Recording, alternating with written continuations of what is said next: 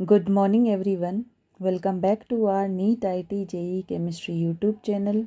In today's class, I am going to discuss inorganic chemistry PYQs Re-NEET 2026. Chapter will be coordination complexes. So question is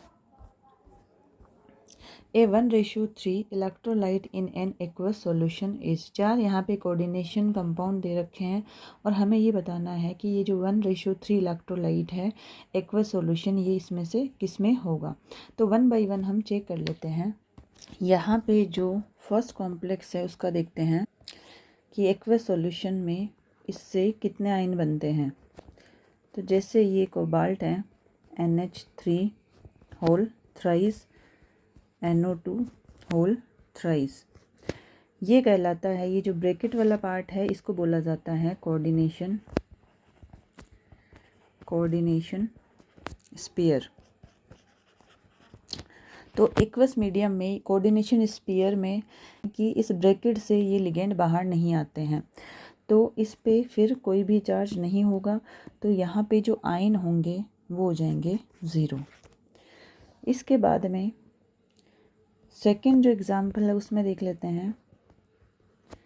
ये है Cl2 NH3 whole 4, साथ में दे रखा है ये है Cl। तो एक्वस मीडियम में अगर ये ब्रेक होगा तो इस तरह से Cl2 NH3 होल 4 और ये निकल जाएगा इधर Cl- तो इधर आ जाएगा +1। तो यहाँ पे ये जो पॉजिटिव चार्ज वाला कॉम्प्लेक्स और ये आ जाएगा नेगेटिव। ओवरऑल जो इलेक्ट्रोलाइट है ये किस रेशो में है 1:1। पॉजिटिव कितना है 1, नेगेटिव कितना है 1, तो 1:1। इसके बाद में जो थर्ड ऑप्शन है इसका चेक कर लेते हैं, जो किस तरह से है Cl2 NH3 होल 5 और साथ में है Cl2।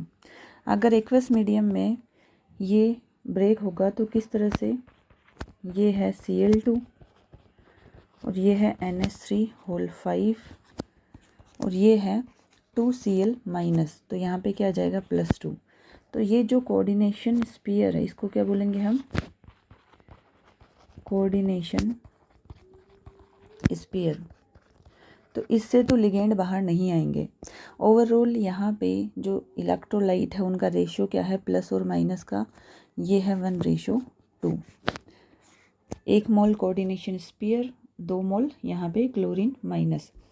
इसके बाद में 4 नंबर जो एग्जाम्पल है वो देख लेते हैं, जो है NH3 होल 6, ये है होल 6 +3, ये हो जाएगा Cl3।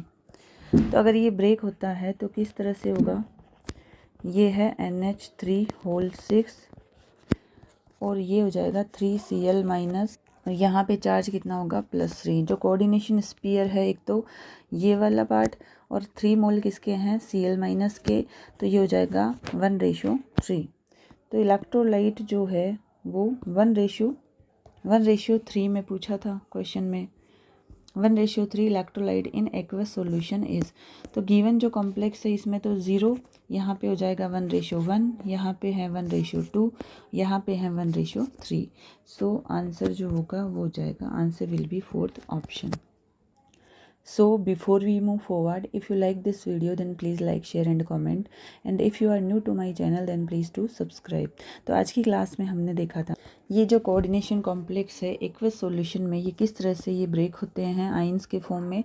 तो जो फर्स्ट एग्जांपल है इसमें ये पूरा का पूरा क्या है कोऑर्डिनेशन स्फीयर, तो कोई भी लिगेंड यहाँ से बाहर नहीं आएगा, यानी ये जो बॉक्स है ये डिब्बा है इससे कोई भी लिगेंड बाहर नहीं आता। जब भी ब्रेक होगा तो यहाँ पे चार्ज वगैरह नहीं है तो यहाँ हो जाएगा 0।